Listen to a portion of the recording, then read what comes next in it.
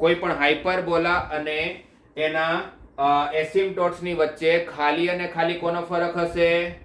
તો શું કહેશો? અચળનો ફરક હશે. ઓકે, આપણે અમુક સવાલો જોઈએ.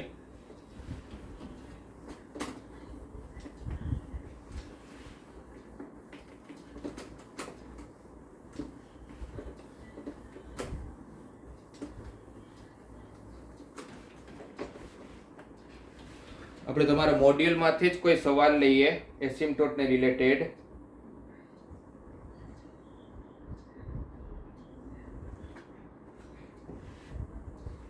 જો તમને 224 પેજ ઉપર એસિમ્પટોટ્સ આપેલું છે, એસિમ્પટોટ્સના કન્સેપ્ટો આપેલા છે, એમાં મેં તમને સ્ટાર્ટિંગમાં જે સમજાવ્યું બધું આપેલું છે કે સમીકરણ આવ્યું ક્યાંથી એની વાત કરી. એમાં અમુક પ્રોપર્ટીઓ આપેલી છે, એમાં હું એની પ્રોપર્ટી જે આપેલી છે એ અહીંયા હું વાંચું છું. એ લોકો એવું કીધું છે કે ભાઈ x square by a square minus y square by b square is equal to 0. તમારું પેર ઓફ એસિમ્પટોટ્સ થયું. યસ, આ તમારું શું થયું? Pair of asymptotes. હવે આની અંદર માની લઈએ કે b અને a સરખા થઈ જાય, અને b અને a સરખા થઈ જાય, અને મેં તમને સમજાવ્યું એને શું કહેવાય? Rectangular hyperbola. અને રેક્ટેન્ગ્યુલર હાઇપરબોલા ને બીજું પણ એક વસ્તુ કહેવાય ઇક્વિલેટરલ હાઇપરબોલા. ઇક્વિલેટરલ ટ્રાયેંગલ માં હોય ને, બધા સાઈડ સરખા હોય, એના એટલે a અને b સરખા છે એટલે એને ઇક્વિલેટરલ હાઇપરબોલા પણ કહેવાતું હોય છે. હવે તમે વિચારો કે b અને a સરખા થઈ ગયા, તમારા બે અલગ અલગ એસિમ્પટોટ જેનો તમે ગુણાકાર કરેલો હતો એ હતો y = b / ax અને y = -b / x.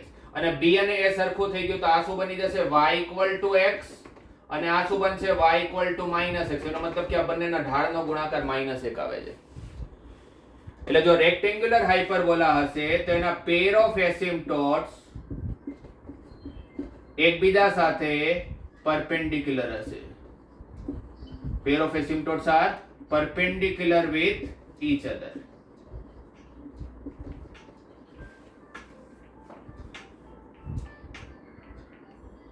Right? Pair of asymptotes કોના બરાબર હશે? Are perpendicular with each other. ક્યારે રેક્ટેન્ગ્યુલર હાઇપરબોલાની વાત કરીએ છીએ ત્યારે આપણે. ઓકે, અને બીજી એક વસ્તુ કે તમારા ટ્રાન્સફર્સ હાઇપરબોલાના જે એસિમ્પટોટ્સ હોય છે, આ તમારા ટ્રાન્સફર્સ હાઇપરબોલાના એસિમ્પટોટ્સ ડ્રો કરેલા આપણે હમણાં, અને તમારા કન્જ્યુગેટ હાઇપરબોલાના એસિમ્પટોટ સરખા જ હોય, એમાં કઈ ફેરફાર નથી. કન્જ્યુગેટ હાઇપરબોલા અહીંયા હશે તો એના પણ એસિમ્પટોટ એ જ થશે જે ટ્રાન્સફર્સ હાઇપરબોલાના એસિમ્પટોટ્સ હશે. ટ્રાન્સફર્સ હાઇપરબોલાના એસિમ્પટોટ અને કન્જ્યુગેટ હાઇપરબોલાના એસિમ્પટોટ સરખા જ થવાના છે. બંનેમાં તમારા સમીકરણ આ જ આવશે, y = b / ax અને y = -b / ax. યસ. પછી આની અંદર એક પ્રોપર્ટી હોય છે કે આના જે વર્ટેક્સ છે, આના જે વર્ટેક્સ છે એ વર્ટેક્સ થી આપણે જ્યારે ટેન્જન્ટ્સ બનાવશું, ટેન્જન્ટ એટ વર્ટેક્સ બનાવશું, જ્યારે આપણે ટેન્જન્ટ્સ બનાવશું એના વર્ટેક્સ પરથી, ટ્રાન્સવર્સ હાઇપરબોલાના બે વર્ટેક્સ અને કન્જ્યુગેટ એક્સિસ ના બે વર્ટેક્સ, બરાબર ને? તો એના ચારે ચાર વર્ટેક્સ પરથી બનાવેલા સ્પર્શકો જ્યારે એસિમ્પટોટ્સ ઉપર છેદશે, આ a બિંદુ, આ b બિંદુ, આ c બિંદુ અને આ d બિંદુ, તો ABCD એક લંબચોરસ બનાવશે જેમાં AC અને BD એના ડાયગોનલ્સ બનતા હશે. AC અને BD શું બનતા હશે? એના ડાયગોનલ્સ બનતા હશે. ઓકે, ક્યાંથી બનાવેલા સ્પર્શકો? ચારેય વર્ટેક્સ પરથી બનાવેલા સ્પર્શકો એસિમ્પટોટ સાથે જ્યારે છેદશે એ બધા બિંદુઓને જોઈન કરશો તો એક લંબચોરસ બનશે, અને જેના માટે AC અને BD શું બની જતા હશે? એ લંબચોરસના ડાયગોનલ્સ બની જતા હશે. એ પણ તમને પ્રોપર્ટીમાં આપેલું જ છે. પછી જો તમારે એક્ચ્યુઅલ હાઇપરબોલાના આપણે ઇક્વેશન લઈએ તો શું છે? x² / a² - y² / b² = 1. Conjugate હાઇપરબોલાનું equation લઈએ તો શું છે? x² / a² - y² / b² = -1. અને પેર ઓફ એસિમ્પટોટ્સ લઈએ તો ઇક્વેશન શું છે? x² / a² - y² / b² = 0. તો એવું કહી શકું કે આ હાઇપરબોલા અને કન્જ્યુગેટ હાઇપરબોલાને હું સરવાળો કરું, આ હાઇપરબોલા અને કન્જ્યુગેટ હાઇપરબોલાનો સરવાળો કરું તો આ 1 અને -1 કેન્સલ થઈ જશે, કેન્સલ થઈ જશે ને. એટલે એવું કહી શકું અહીંથી એક રિલેશન મળે છે મને, h plus c is equal to 2a. કોઈ તમને પૂછે કે હાઇપરબોલાનું સમીકરણ, કન્જ્યુગેટ હાઇપરબોલાનું સમીકરણ અને એસિમ્પટોટ્સ ની વચ્ચે શું રિલેશન, તો કહીશ આ બંનેનો સરવાળો કરશો તો 1 અને -1 કેન્સલ થઈ જશે અને આ ડબલ ટાઈમ આવી જશે. દેખાયું?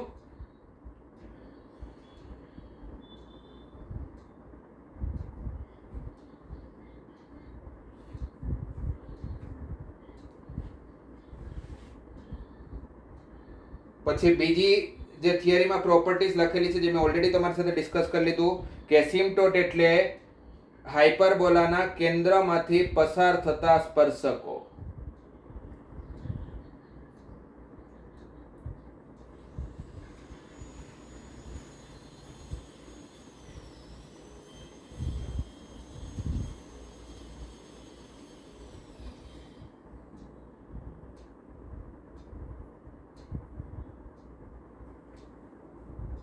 પછી આની અંદર એક એવો કન્સેપ્ટ આપેલો છે જે પાર્શિયલ ડિફરન્શિએશન નો કન્સેપ્ટ છે, પાર્શિયલ વિકલન નો કન્સેપ્ટ છે, પણ એ ચાલો તમને પછી કહું.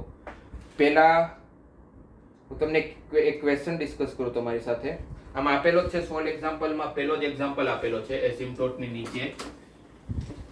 આવા ટાઈપના ક્વેશ્ચનો બહુ વખત પૂછાતા હોય છે, તો એક વખત ધ્યાન આપો કે શું કરવાનું. તમને એવું આપેલું છે કે find the asymptotes of the hyperbola, find the pair of asymptotes of the hyperbola 2x square plus 5xy plus 2y square plus 4x plus 5y is equal to 0. 2x square plus 5xy plus 2y square plus 4x plus 5y is equal to 0. કોઈ પણ shifted form આપેલું છે હાઇપરબોલાનું, તમને પૂછવામાં આવે છે કે આનો પેર ઓફ એસિમ્પટોટ્સ નું સમીકરણ શોધીને આપો. તો મેં તમને શું કીધું કે આ તમારા હાઇપરબોલાનું ઇક્વેશન છે, તો પેર ઓફ એસિમ્પટોટ્સ ના ઇક્વેશનમાં ખાલી અને ખાલી શું ફરક હોવાનો? અચળનો. આ તમારો આન્સર આવી ગયો, આ તમારો પેર ઓફ એસિમ્પટોટ્સ આવી ગયો. ખાલી કોનો ફરક હશે?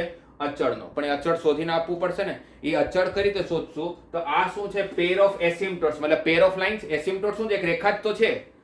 અને pair of lines, pair of lines માટે શું યાદ કરેલું છે તમે? ભાઈ કોઈ પણ second degree equation pair of lines ક્યારે આપે? જ્યારે આ જે નિશ્ચાયક હું લખું છું એ 0 ના બરાબર હોય ત્યારે. ધ્યાન આવ્યું? ધ્યાન આવે છે? આ પેર ઓફ લાઇન્સ મતલબ આ second degree equation pair of lines ક્યારે આપશે? જ્યારે નિશ્ચાયક 0 ના બરાબર થશે. આને કોની સાથે સરખામણી કરશું આપણે? x square plus 2hxy plus by square plus 2gx plus 2fy plus c equal to 0 સાથે. તો a ની કિંમત કેટલી? 2. h ની કિંમત કેટલી? 2h ઇક્વલ ટુ 5 એટલે h ઇક્વલ ટુ 5/2. 2gx તો g ની કિંમત કેટલી આવી ગઈ? 2. h આવ્યું તો 5/2, g આવ્યું તો 2. b એટલે y સ્ક્વેર નો સહગુણક, y સ્ક્વેર નો સહગુણક પણ 2 આપેલો છે. f એટલે y નો સહગુણક, y નો સહગુણક 2f ઇક્વલ ટુ 5, તો f ઇક્વલ ટુ 5/2, f 5/2 આવ્યો. c તો c જ છે. અને આ નિશ્ચાયકને કોની સાથે સરખામણી કરશો? 0 સાથે. અને આ નિશ્ચાયકને જ્યારે તમે 0 સાથે સરખામણી કરીને નિશ્ચાયક સોલ્વ કરતા તમને આવડતું જ હશે, આવડવું પણ જોઈએ. તો આને જ્યારે સોલ્વ કરશો તો તમને કોની વેલ્યુ મળી જવાની? c ની. હે ને? આને જ્યારે તમે સોલ્વ કરશો તો તમને કોની વેલ્યુ મળી જશે? c ની. ને મારે c તો નહોતું, મારે c તો ફાઇન્ડ કરવાનો હતો. તો c ને હું જ્યારે શોધીશ તો c શું બની જશે? આનો c જ્યારે સોલ્વ કરશો તો આની અંદર સોલ્વ કરેલું છે 2 આવે છે, તો c ની જગ્યાએ 2 મૂકી દઈશ અને મને પેર ઓફ એસિમ્પટોટ્સ મળી ગયું. એ શું મળી ગયું તમને? પેર ઓફ એસિમ્પટોટ્સ મળી ગયું. એટલે કોઈ પણ હાઇપરબોલા અને પેર ઓફ એસિમ્પટોટ્સ માં ખાલી શું ફરક હોય છે? અચળનો ફરક હોય છે. એટલે શું કરવાનું તમારે? હાઇપરબોલા આપેલું હોય, હાઇપરબોલા આપેલું હોય રાઈટ. અને તમારે પેર ઓફ એસિમ્પટોટ શોધવાનું હોય તો ખાલી એમાં પ્લસ સી લખીને આ નિશ્ચાયકને 0 બનાવી લો તો તમને અચળ મળી જશે. એ અચળની કિંમત મૂકી દેજો, તમારો જવાબ આવી જશે. સિમ્પલ. સમજાયું બધાને?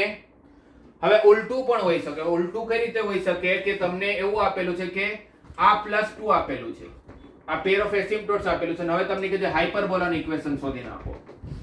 હવે શું શોધીને આપવાનું છે? હાઇપરબોલાનું ઇક્વેશન શોધીને આપવાનું છે. તો પણ આપણે ખબર છે કે એસિમ્પટોટ્સ અને હાઇપરબોલામાં ખાલી કોનો ફરક હોય છે? એસિમ્પટોટ્સ અને હાઇપરબોલામાં પણ ખાલી કોનો ફરક હોય છે?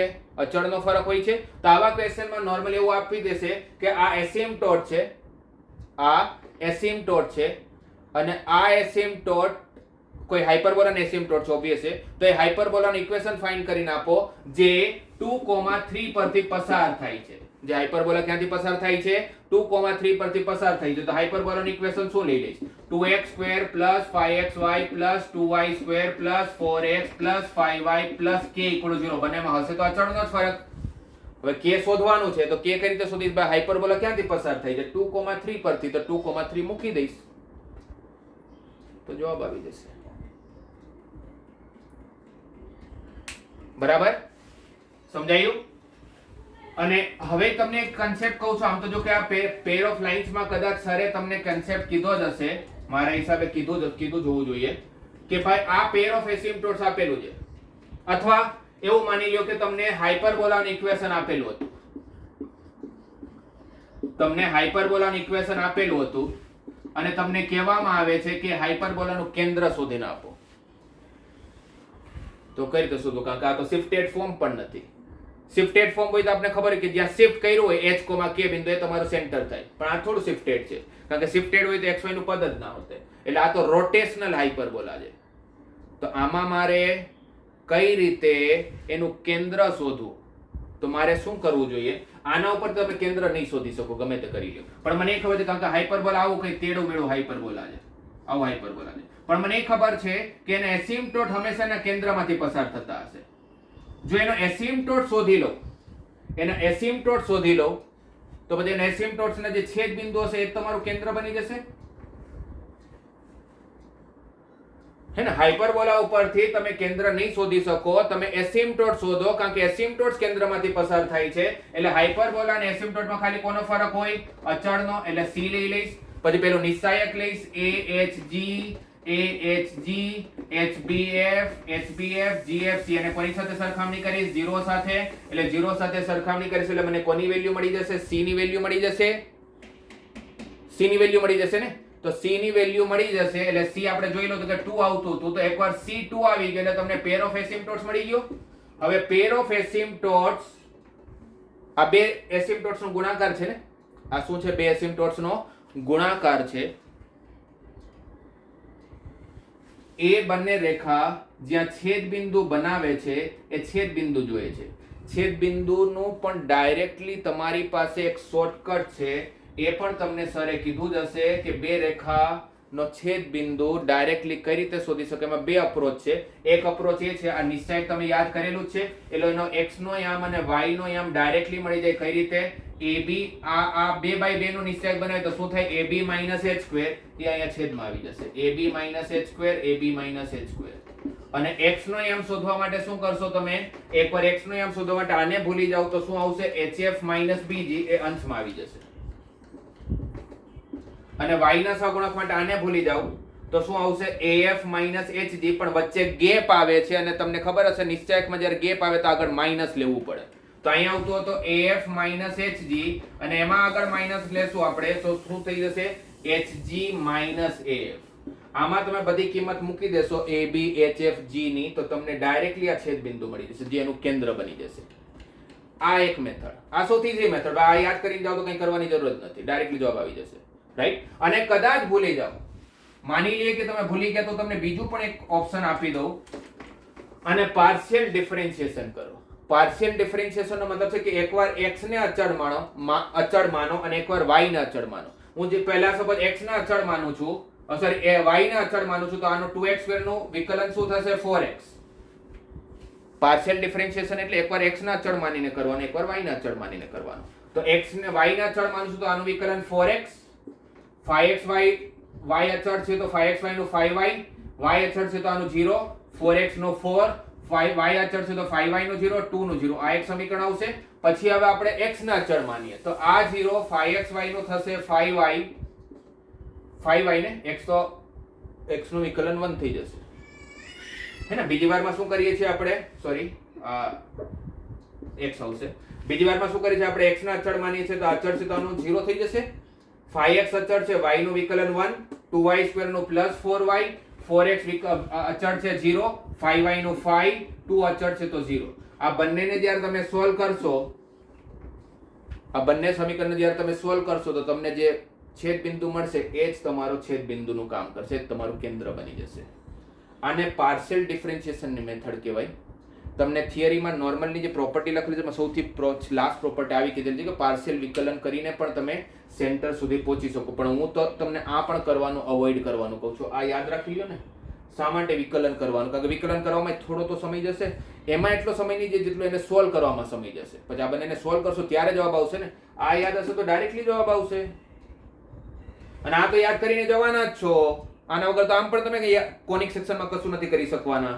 એટલે આ યાદ કર્યું જ હશે તો આના ઉપરથી આ મળી જશે. ક્લિયર? ઓકે વિદ્યાર્થી મિત્રો, હજી આપણે એસિમ્પટોટ્સની લગભગ બધી વસ્તુ કીધી, છતાં પણ અમુક દાખલાઓ જોશું અને રેક્ટેન્ગ્યુલર હાઇપરબોલા વિશે કાલે આપણે ડિસ્કસ કરીશું. ઓકે, આવજો.